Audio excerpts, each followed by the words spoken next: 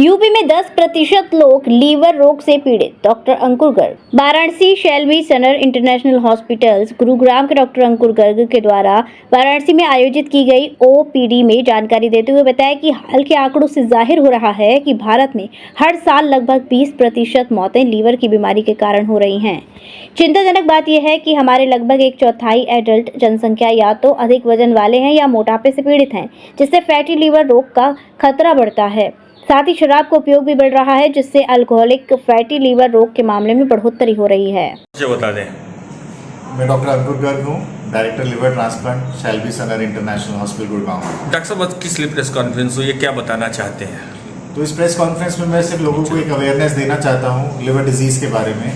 Liver एक ऐसा अंग है हमारी बॉडी का जिसके बिना ऑफ कोर्स हमारा शरीर नहीं चल सकता है, लेकिन बहुत सारे रिपेयरिंग कैपेसिटी भी रखता है। लेकिन इसके साथ साथ इसका एक प्रॉब्लम भी है कि जब तक 60 से 70% लिवर डैमेज नहीं हो जाता है, उसके लक्षण भी हमें नहीं पता चलते हैं। मोस्ट ऑफ द टेस्ट भी नॉर्मल आते हैं जो हम अपने रेगुलर बॉडी टेस्ट कराते हैं। इसलिए हमें अपने खान पान पे, हमारे अल्कोहल इंटेक पे, हमारे लाइफस्टाइल पे ध्यान रखना चाहिए। और अगर इसमें से हमारे पास कोई भी रिस्क फैक्टर है, मैं डायबिटिक हूँ, ओवरवेट हूँ या रेगुलर अल्कोहल इंटेक है, तो मुझे इसकी तरफ ज़्यादा ध्यान देना चाहिए और ज़्यादा रेगुलर फॉलोअप करके अपने लिवर हेल्थ को चेक करना चाहिए। डॉक्टर साहब, क्या चेक कराना चाहिए जिससे पता चले कि लीवर आपका डैमेज हो रहा है? मोस्ट इंपॉर्टेंट तो नॉर्मल जो ब्लड टेस्ट होता है, लिवर फंक्शन टेस्ट या LFT जिसको बोलते हैं, एक अल्ट्रासाउंड और फाइब्रो स्कैन भी बहुत हेल्पफुल हो सकता है अर्ली स्टेजेस में डिटेक्ट करने के लिए कि क्या फैटी लिवर हो रहा है कि नहीं हो रहा है। खान पान में क्या ध्यान देना चाहिए जिससे कि लीवर बच सके? क्या क्या नहीं खाना? खान पान में क्या क्या नहीं खाएं ऐसा कुछ भी नहीं है, सब कुछ खाना चाहिए। जो इंसान जिस सोसाइटी में, जिस कल्चर में पला बड़ा हुआ है, उसको वैसे ही खाना खाना चाहिए। इंपॉर्टेंट है कि बैलेंस डाइट में खाना चाहिए। ऐसा नहीं होना चाहिए कि एक ही तरह का खाना हम ज़्यादा खा रहे हैं, एक ही तरह का ऑयली फैटी फूड है या कार्बोहाइड्रेट है। तो बैलेंस डाइट की इंपॉर्टेंस है, चाहे हम वेजिटेरियन हैं चाहे नॉन वेजिटेरियन है। जो हमारी डाइट है वो एक बैलेंस डाइट होनी चाहिए। वेजिटेरियन के अलावा अगर नॉन वेजिटेरियन कोई है तो उसको क्या खाना चाहिए? उसमें वेजिटेरियन अगर आप बॉडी के हिसाब से बात करेंगे तो नॉन वेजिटेरियन एक ऐसा फूड है जिससे हमें प्रोटीन ज़्यादा मिलता है as compare to vegetarian food. तो नॉन वेजिटेरियन में नॉन वेज कुछ ख़राब नहीं है, वो हमारे अपने बिलीफ और फेथ है।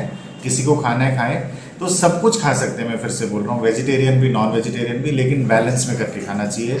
Protein, carbohydrate, fibre, fruits, vegetable सबका एक प्रोपोर्शनेट मिक्स होना चाहिए हमारे पूरे 24 घंटे की डाइट में। अक्सर लिवर ट्रांसप्लांट में कितना खर्च आता है और कितना दिन लगता है इसमें?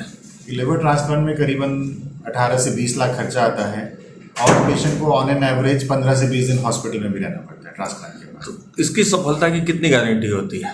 आज की डेट में जो एडवांसमेंट्स हो चुकी हैं और सब कुछ हो चुका है, आज की डेट में लिवर ट्रांसप्लांट 95% तक सक्सेसफुल है। तो कुछ ऐसी चीज़ें बताएं जो मरीज खाए जिससे लिवर बचा रहे। जिस तरह के यहाँ खान पान है, सबसे ज़्यादा ऑयली खाना है, फास्ट फूड है, तो कितना नुकसान करता है लीवर के लिए? देखिए, नुकसान तो बिल्कुल करता है। खाली लिवर को नुकसान नहीं करता है, हार्ट को भी नुकसान करता है और बॉडी को भी करता है। लिवर को हेल्दी रखने के लिए बहुत ही सिंपल फॉर्मूला है। अगर मैं अपनी बॉडी, अपनी लाइफ का ध्यान रखूंगा, अपना खाने पीने का, अपनी फिजिकल एक्टिविटी का जो मेरी एज अप्रोप्रिएट होनी चाहिए, तो लिवर नॉर्मली कुछ नहीं करेगा। अगर मैं अपना लाइफ स्टाइल चेक रखता हूँ, अपना फिजिकल लाइफ स्टाइल चेक रखता हूँ, अपनी डाइट चेक रखता हूँ और अपना अल्कोहल इंटेक को रेगुलेटेड रखता हूँ, तो लिवर जनरली किसी का कुछ तंग नहीं करता है। डॉक्टर साहब, कितने लोगों का अभी तक लिवर ट्रांसप्लांट वाराणसी में हो चुका है? मेरे से वाराणसी के ऑलरेडी 5 लोग हैं जिनका ट्रांसप्लांट हो चुका है ना। लेकिन वाराणसी में तो ऐसे बहुत सारे और लोग भी होंगे जिनका ट्रांसप्लांट हो चुका है दूसरे। लीवर की समस्या से जो पीड़ित हैं वैसे लोगों को क्या कहें?